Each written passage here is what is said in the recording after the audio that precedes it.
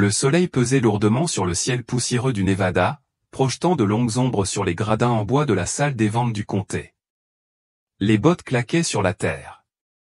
Les éperons tintaient faiblement, et des murmures s'élevaient lorsque le cheval suivant entra en piste. Mais dès son apparition, le bruit cessa.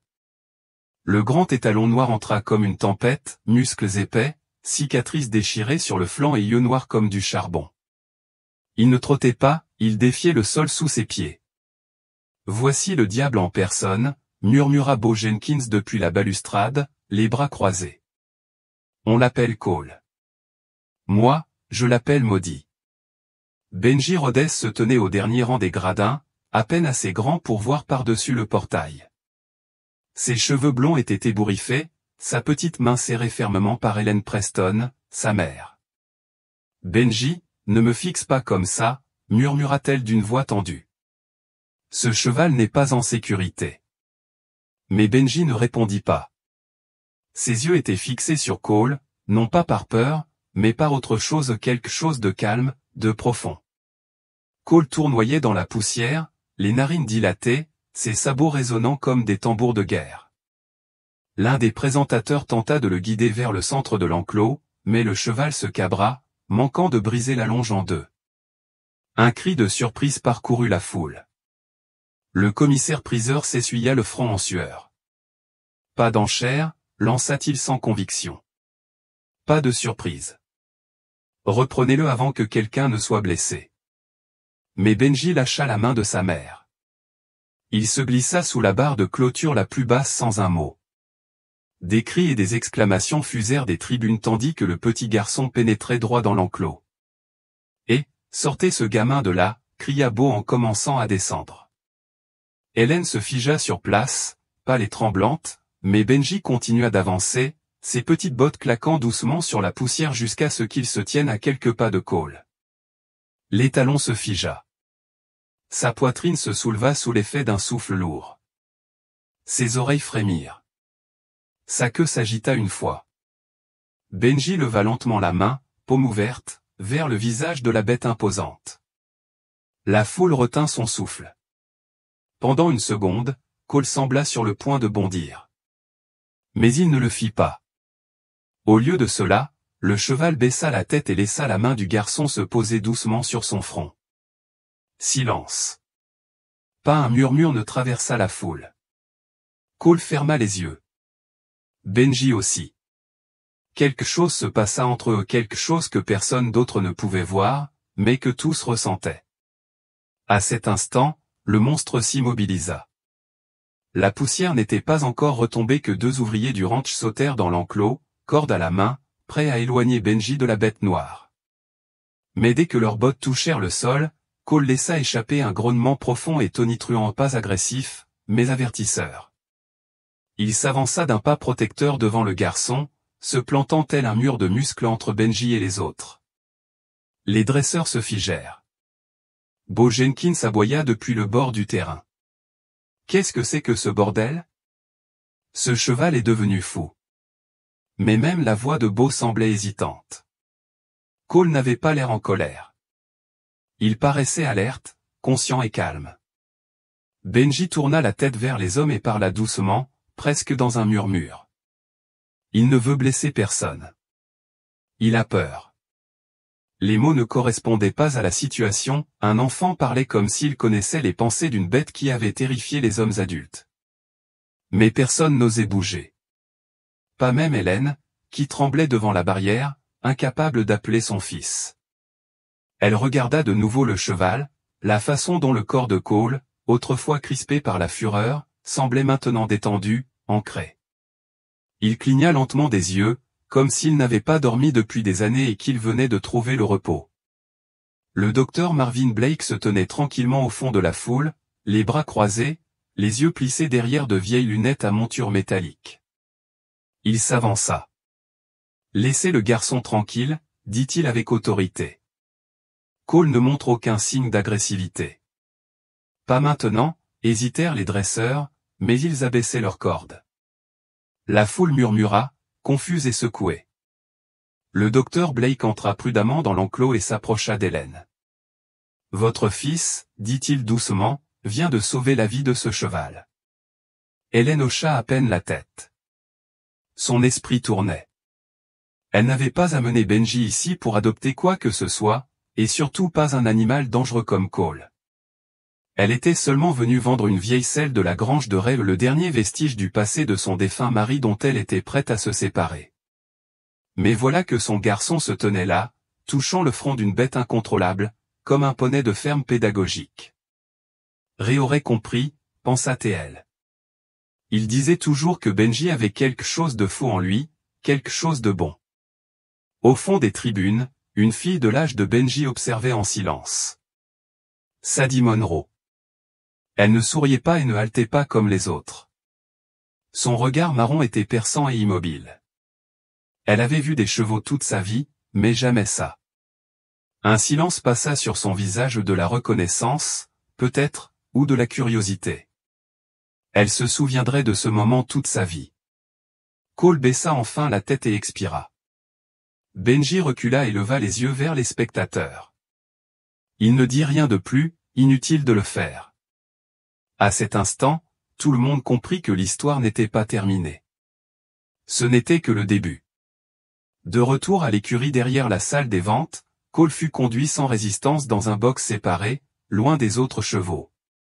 Les présentateurs semblaient inquiets, se demandant si le calme était réel ou passager. Bo Jenkins jeta la longe sur le côté avec un grognement. Ce cheval nous joue des tours. Attendez un jour et il défoncera à nouveau les murs. Le docteur Marvin Blake resta en arrière, griffonnant des notes sur un presse-papier usé, jetant des coups d'œil discrets aux yeux de Cole à travers les lattes de bois. Il y avait quelque chose là, maintenant quelque chose de différent de la rage qu'il avait vue une douzaine de fois auparavant. Hélène était assise avec Benji sur une botte de foin à l'extérieur de la grange, enlevant la saleté de son jean. « Tu m'as fait une peur bleue, dit-elle, essayant de paraître sévère, mais sans succès. » Sa voix se brisa légèrement. Benji ne répondit pas immédiatement. Il fixa la porte de la grange en entendant Cole renifler doucement à l'intérieur. « Il n'est pas méchant, maman, » murmura finalement Benji. « Il a juste oublié comment faire confiance aux gens. » Hélène frissonna en entendant ces mots, comme s'il comprenait ce que signifiait oublier la confiance. Le docteur Blake s'approcha et s'accroupit à côté d'eux.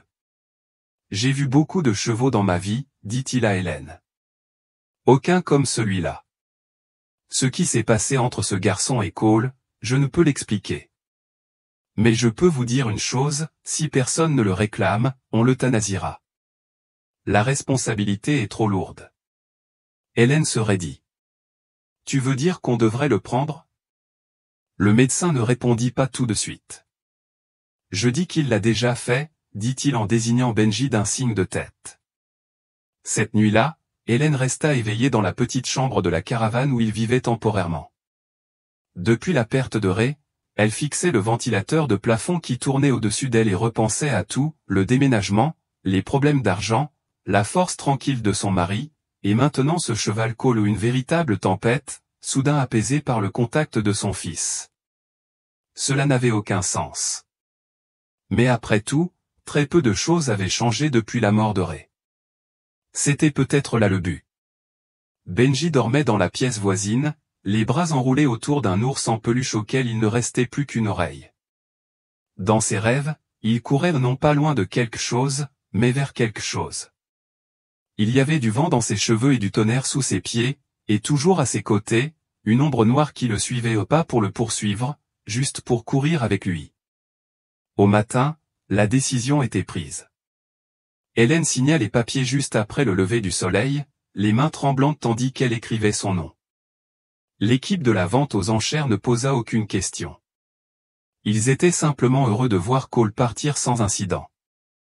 Mais tandis que la remorque s'éloignait, entraînant Cole vers une nouvelle vie, Bo Jenkins s'appuya contre la clôture, les yeux plissés.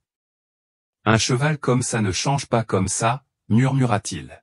« Il y a quelque chose qui cloche. » Et il n'avait pas tort. La remorque descendait doucement le chemin de gravier, menant à ce qui restait du ranch familial Preston, des clôtures sèches, une grange vide et des champs qui n'avaient pas été cultivés depuis des années. Hélène conduisait en silence, jetant un coup d'œil au rétroviseur toutes les quelques secondes, apercevant du charbon à l'intérieur de la remorque attelée. Il resta immobile, à l'observer, toujours à l'observer. Benji était assis à côté d'elle, les genoux repliés contre sa poitrine, les bras autour d'eux. Il n'avait pas peur, juste le silence, comme s'il attendait que quelque chose commence. À leur arrivée, Cole ne résista pas à l'envie d'entrer dans le vieux corral derrière la grange. Le portail en bois grinça derrière lui, et Hélène vérifia la serrure, plus par habitude que par doute. Benji s'appuya contre la clôture, les yeux fixés sur les talons.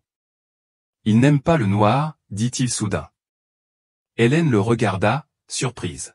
« Pourquoi dis-tu ça ?» Benji haussa les épaules. « Il me l'a dit. » Sa voix était neutre, sans jeu ni imagination, juste certaine. À l'intérieur de la maison, Hélène préparait de la soupe au micro-ondes tout en jetant un coup d'œil par la fenêtre toutes les minutes ou deux. Le vent s'était levé, secouant la porte moustiquaire, et quelque chose dans le mouvement des nuages la troublait. Ray avait toujours dit que les animaux ressentaient les tempêtes avant les humains.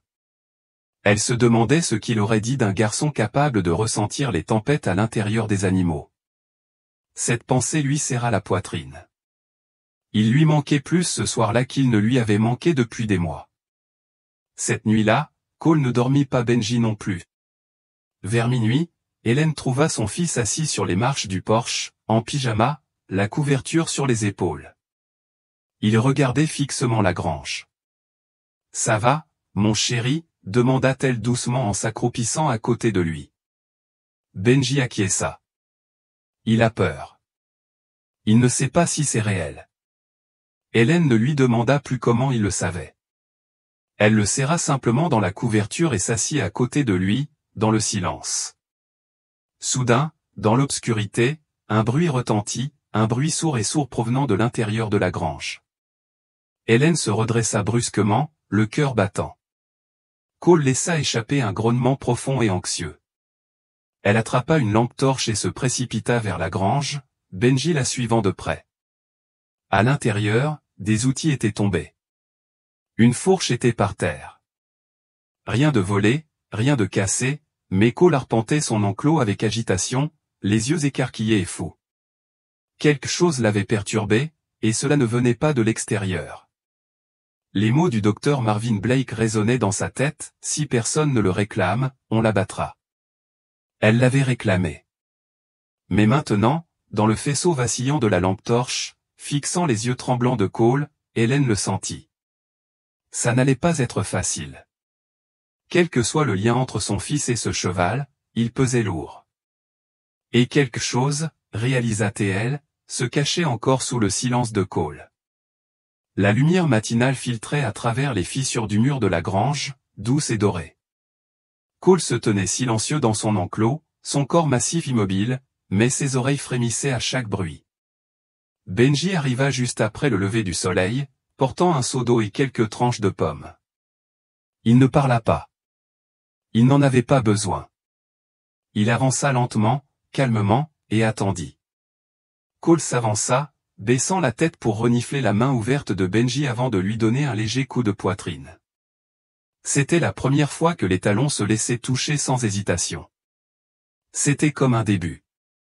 Hélène l'observait depuis le porche, les bras croisés. Son esprit s'emballait, rempli de questions qu'elle ne savait pas encore comment poser. Quelque chose dans ce lien dépassait le simple hasard. Cole avait été vicieux, violent, inaccessible. Et maintenant, ça, un garçon et un cheval évoluant ensemble comme s'ils s'étaient connus dans une autre vie. Mais ce qui a perturbé Hélène Moore, c'est la façon dont Cole a réagi à Benji, pas à elle, ni à personne d'autre, juste à lui, comme s'il le reconnaissait. Plus tard dans la journée, le docteur Marvin Blake est arrivé dans sa camionnette poussiéreuse. Il portait une chemise en cuir sous le bras et affichait une expression inquiète. « J'ai fouillé dans les documents relatifs à la crise de Cole », a-t-il dit à Hélène. « Il y a quelque chose d'étrange. » Il ouvrit le dossier et découvrit un vieux formulaire d'admission défraîchi du Bureau de contrôle des animaux du comté. Dans la marge, Une note à peine lisible était griffonnée, a appartenu à Répé. Hélène se figea. Répé, répéta-t-elle, la voix brisée par le nom de son mari. Le docteur Blake hocha lentement la tête. Je crois que ça veut dire Ray Preston, votre mari. Elle recula, le souffle coupé. C'est impossible. Le cheval de Ray s'appelait Dusty. Il l'a élevé depuis qu'il était poulain. Il me l'aurait dit s'il y en avait eu un autre. Mais une ombre passa sur son visage. Où le ferait-il? Il allèrent à l'écurie. Le docteur Blake scruta le corps de Cole, soulevant délicatement sa crinière jusqu'à ce qu'il trouve ce qu'il cherchait. Une légère marque à moitié cicatrisée, à moitié brûlée, presque invisible. Mais une fois nettoyées, les initiales étaient claires, RP. Hélène les regarda, bouche bée, la marque de son mari sur un cheval qu'elle n'avait jamais vu auparavant. Cette révélation la frappa comme un coup de poing en pleine poitrine. Ray connaissait ce cheval, murmura-t-elle. Benji se tenait à côté d'eux, les yeux écarquillés mais calmes. Il n'a pas seulement peur, dit Benji doucement. Il est seul. Le docteur Blake et Hélène le regardèrent. Il regrette quelqu'un qui ne reviendra pas. Dehors, le vent se leva de nouveau, emportant la poussière sur la terre ferme. Dans cette poussière, Hélène pouvait presque apercevoir Ray, debout près de la clôture, les bras croisés, observant. Cole n'était pas seulement un sauvetage. C'était un message laissé derrière lui. Mais de qui, et pourquoi? Ce soir-là, Hélène était assise seule à la table de la cuisine. La marque RP était gravée dans sa mémoire aussi profondément qu'elle avait été gravée dans la peau de Cole. Elle fixait une vieille photo de Ray en selle, les rênes à la main mais ce n'était pas Dusty. Le cheval sur la photo avait les yeux plus foncés, une crinière plus fournie et une cicatrice à peine visible sur l'épaule gauche. Ses mains tremblaient en rapprochant la photo. L'avait-elle déjà vue sans s'en rendre compte? Ray l'avait-il caché exprès? Dehors, au clair de lune, Benji se tenait pieds nus dans la grange, une couverture drapée sur les épaules. Cole était réveillé, arpentant la pièce, plus agité que d'habitude. Ses lourds sabots remuaient la terre, et l'air était tendu. Benji entra lentement dans l'enclos. « Tout va bien, murmura-t-il. Je sais qu'il te manque. » Cole s'arrêta. Il tourna lentement la tête vers le garçon, et pour la première fois, Benji la vit, une larme coulait sur la joue sombre du cheval, se frayant un chemin dans la poussière. Le lendemain matin, le docteur Marvin Blake revint avec une pile de vieux dossiers. « Il y a autre chose, dit-il à Hélène. Ray s'est porté volontaire pour une mission de sauvetage il y a 5 ans, dans le nord, près des zones d'incendie. Il aidait à évacuer des chevaux d'une écurie effondrée. La plupart n'ont pas survécu. » Hélène hocha la tête. Elle se souvenait de ce voyage. Ray était revenu transformé au plus calme, renfermé et elle comprenait maintenant pourquoi. Cole devait être l'un des survivants, ajouta le docteur Blake. Mais personne ne le savait. Personne d'autre que Ray. Benji écoutait tranquillement depuis le couloir. Il ne l'interrompit pas. Il observa simplement le regard de sa mère tandis que les pièces du puzzle commençaient à se mettre en place. Hélène se rassit, stupéfaite. Il a ramené Cole à la maison, murmura-t-elle. Mais pourquoi ne m'a-t-il rien dit? Le docteur Blake hésita. Peut-être parce qu'il n'arrivait pas à le dompter. Ou peut-être parce que Cole lui rappelait quelque chose de trop douloureux à expliquer. Hélène couvrit son visage avec ses mains, essayant de retenir la vague d'émotion. Plus tard dans l'après-midi, tandis que le vent hurlait à travers les champs, Cole commença à se débattre, à donner des coups de pied, à se cabrer. Son corps paniqua. De nouveau sauvage. Benji courut à l'écurie et trouva le cheval trempé de sueur, les yeux écarquillés de terreur. « Ça recommence, » dit Benji, essoufflé. Il se souvient. Hélène arriva quelques secondes plus tard, appelant le docteur Blake tandis que Cole s'écrasait contre les poteaux de bois. Il revit, murmura Blake. Le feu, le chaos, tout revient. Mais au milieu de la tempête, Benji s'avança sans corde, sans bride, juste sa voix. « Tu n'es plus là, dit-il doucement. Tu es à la maison maintenant. » Cole s'arrêta en plein coup de pied et se figea, la poitrine haletante. Ses yeux se fixèrent sur ceux de Benji. Puis il tomba à genoux. Le corps massif de Cole tremblait tandis qu'il était agenouillé dans la terre, les flancs gonflés, les yeux écarquillés et vitreux. Benji ne bougea pas. Il s'accroupit simplement à côté de lui, posant doucement ses deux mains sur l'encolure du cheval. « Tout va bien, murmura-t-il. Tu es en sécurité. » Hélène resta figée devant la porte de la grange, le cœur battant. Le docteur Blake s'approcha lentement, à voix basse. Il ne fait pas de crise de panique. Il a un souvenir complet, complet. L'air dans la grange était lourd de poussière et de tension, comme si le passé s'était matérialisé en fumée. Cole resta allongé près d'une minute, puis se releva lentement, les jambes tremblantes. Sa respiration ralentit.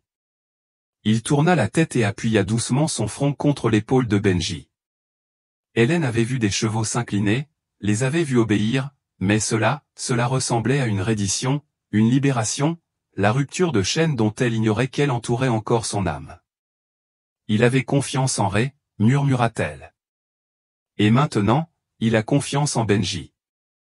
Mais il y avait autre chose dans sa voix, et pourtant, pourquoi Ray ne le lui avait-elle pas dit?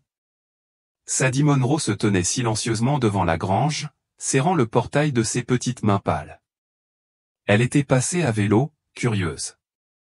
Elle avait entendu l'histoire du garçon et du cheval noir se répandre en ville, mais la voir en personne était différente. La façon dont Cole se déplaçait autour de Benji n'était pas naturelle. C'était intime, comme s'ils partageaient la même cicatrice. Son regard se posa sur celui de Benji. Et même s'il ne l'avait pas encore vu, elle avait l'impression qu'il savait qu'elle était là. Plus tard dans la soirée, Hélène trouva une vieille boîte en métal cachée sous une pile d'outils de Ray dans l'atelier. À l'intérieur se trouvaient des journaux, des cartes et une photo de Cole, plus jeune, sans foulard, debout à côté de Ray dans les cendres d'un champ brûlé. Au dos, griffonné de la main de Ray, il a tout vu, tout perdu, mais quelque chose en lui refusait de mourir. Hélène retint son souffle. Ray n'avait pas caché Cole par honte.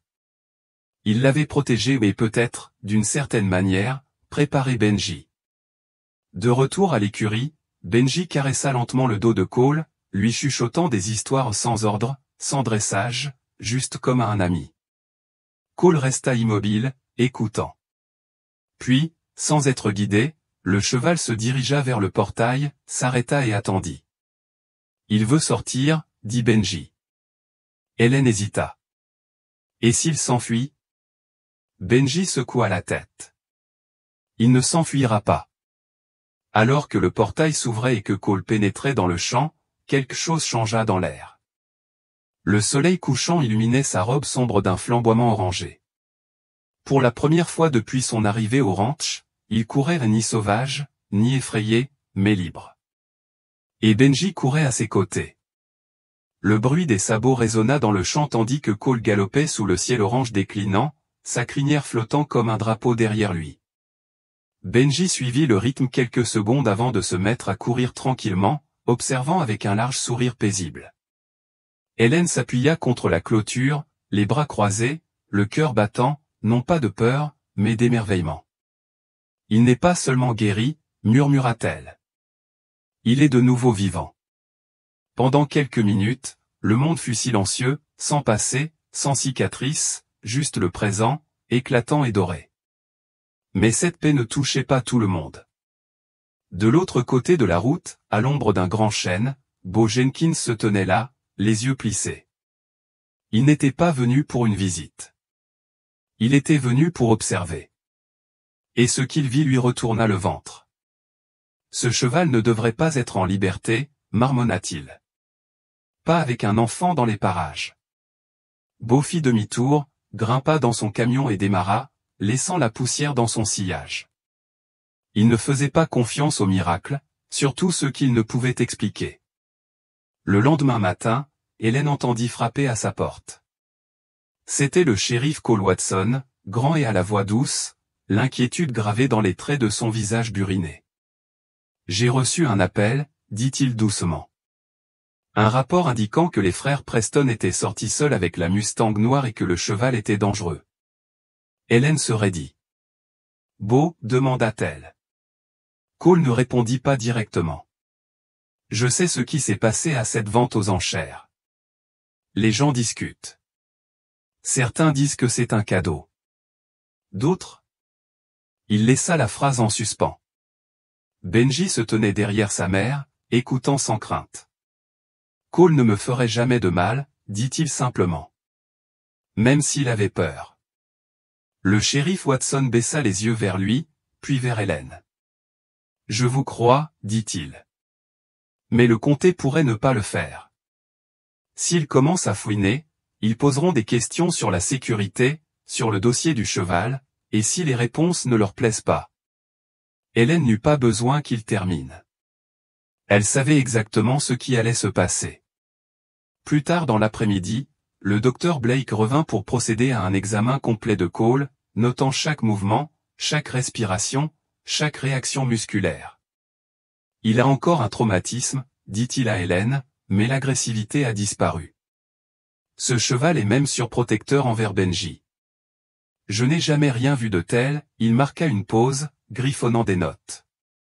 Mais je peux rédiger tous les rapports que je veux. Ça n'empêchera pas un fonctionnaire de l'abattre s'il prend peur. Alors que le soleil baissait à nouveau, Benji s'assit à côté de Cole dans le champ, dessinant dans la terre avec un bâton. Il dessina un cheval, puis un garçon, puis une clôture, et effaça soigneusement la clôture. Cole renifla en lui donnant un coup d'épaule. Benji sourit. On n'a pas fini, dit-il doucement. Et ce n'était pas le cas, car quelque chose allait arriver, et cette fois, la confiance seule pourrait ne pas suffire. 3 jours plus tard, une enveloppe épaisse et officielle arriva, timbrée du sceau du comté. Hélène l'ouvrit sur le porche, les mains déjà tremblantes. À l'intérieur, une lettre l'informait qu'une plainte officielle avait été déposée concernant l'animal dangereux sur sa propriété. Une évaluation serait effectuée dans les 72 heures. Si le cheval était considéré comme une menace publique, Cole serait saisi. C'est en train d'arriver, murmura-t-elle. Ils viennent le chercher. Benji se tenait à proximité, témoin silencieux du dénouement. Son visage ne changea pas. Il ne pleura pas et ne cria pas. Il dit simplement, ils ont tort. Hélène s'accroupit pour le regarder dans les yeux. Je sais, ma puce, mais parfois, ce n'est pas suffisant. Le docteur Blake arriva dans l'heure, déjà informé par le shérif. Il apporta des papiers, des preuves vidéo de l'interaction entre Benji et Cole, et une déclaration préparée pour plaider la réhabilitation de Cole. Je ferai tout mon possible, dit-il à Hélène, mais le comté privilégie le risque à la rédemption. Ce soir-là, la maison semblait plus lourde que d'habitude. Benji ne mangeait pas, Cole bougeait à peine du fond du champ, comme s'il pressentait ce qui allait arriver. Hélène les observait tous les deux depuis la fenêtre de la cuisine, la douleur dans sa poitrine s'intensifiant. Elle pensa à Ray, à la façon dont il s'était battu pour protéger ce cheval de ce qu'il avait vu dans ces incendies. Maintenant, c'était son tour, et elle ne savait pas si elle était assez forte. Peu après minuit, les phares traversèrent le chemin de terre. Un pick-up noir s'arrêta et Bo Jenkins en sortit, lent et posé. Il n'avait pas d'arme, mais ses paroles étaient lourdes de sens. « Je sais ce qu'il y a dans cette lettre, dit-il. Et je sais comment ça finit. Tu penses aider ce garçon, mais non. Tu lui infliges juste une autre perte. » Hélène serra les dents. « Dégage de mon terrain, Bo. » Il hésita, puis hocha la tête et partit sans un mot. Mais le mal était fait. Le lendemain matin, Benji avait disparu.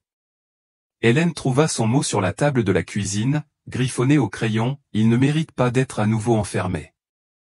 S'ils viennent le chercher, je ne les laisserai pas le trouver. » La panique la serrait tandis qu'elle courait dehors.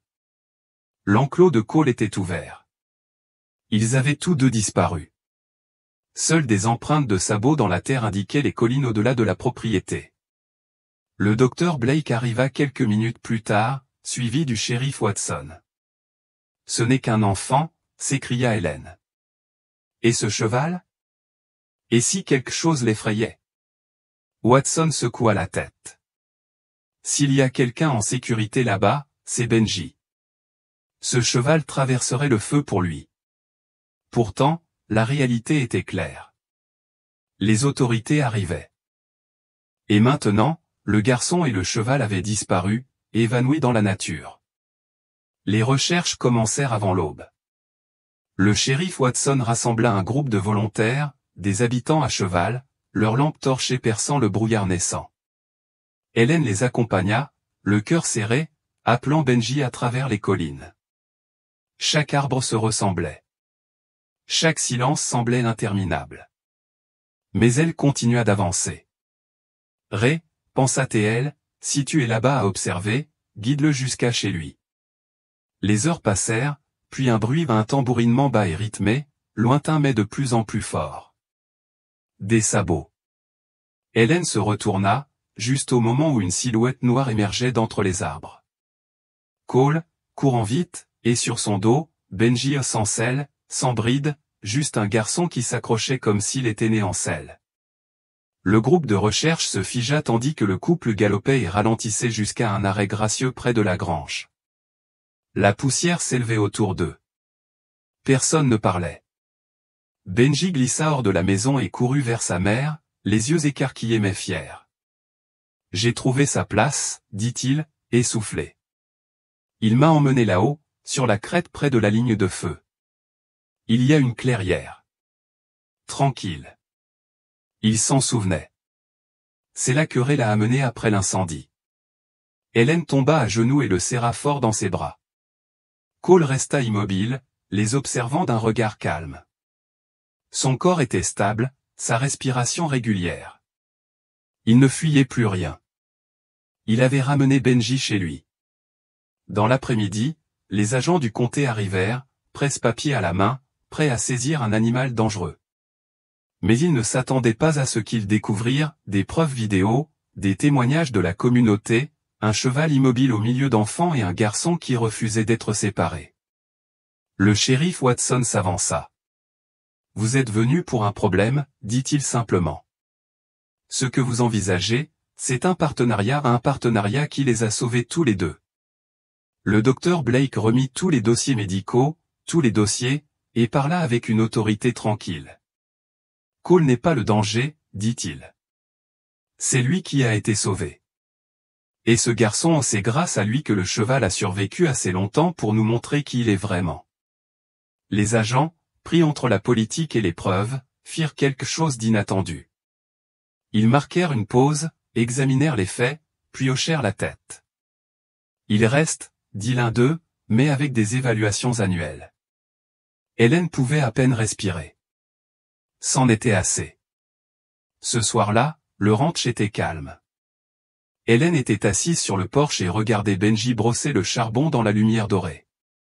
Sadie Monroe arriva à vélo, tenant 2 pommes. Elle ne dit pas grand-chose, elle entendit une à Benji et donna l'autre à Cole. Pas de barrière, pas de peur. Juste la confiance. Et tandis que le soleil disparaissait derrière les collines du Nevada, Hélène comprit enfin ce que Ray avait vu toutes ces années auparavant. Parfois, les plus brisés attendent simplement que quelqu'un ait le courage de toucher la douleur. Et quand ils le font, quelque chose de sauvage devient quelque chose de complet.